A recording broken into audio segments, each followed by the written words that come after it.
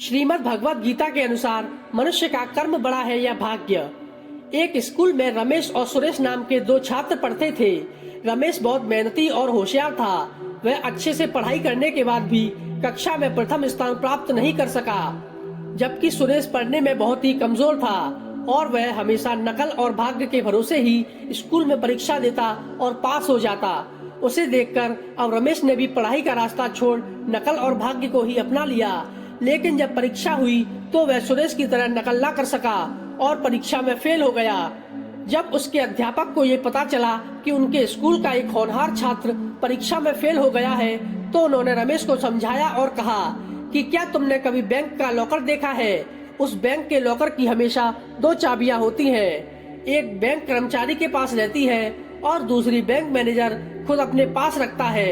ठीक इसी प्रकार हमारा जीवन भी दो चाबियों से चलता है, पहली कर्म की और दूसरी भाग्य की। तब बैंक मैनेजर की भूमिका ईश्वर स्वयं निभाते हैं। इंसान को अपने जीवन में कर्म रूपी चाबी का इस्तेमाल करते रहना चाहिए।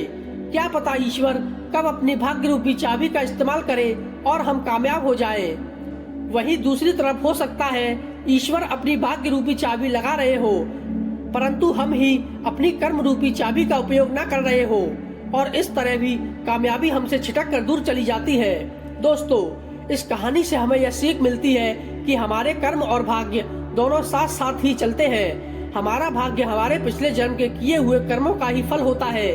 कोई अमीर घर में पैदा होता है तो कोई गरीब घर में। ये सब हमारे किए हुए कर्मों का ही फल होता है और हम इसे भाग्य या किस्मत का सहारा लेकर नकार देते हैं। तो दोस्तों, अब आप समझ गए होंगे कि कर्म और भाग्य दोनों का ही हमारे जीवन में अपना अपना महत्व है और दोनों ही हमारे लिए महत्वपूर्ण है। दोस्तों, भगवत गीता के अनुसार कर्म और भाग्य पर आपको हमारी जानकारी कैसी लगी, हमें कमेंट में बताएं। वीडियो पसंद आए तो वीडियो को लाइक और शेयर जरूर करें। साथ ही हमारे चैनल को सब्सक्राइब करना ना भूलें, क्योंकि इसी प्रकार की जानकारी आपको हमारे चैनल पर मिलती रहेगी।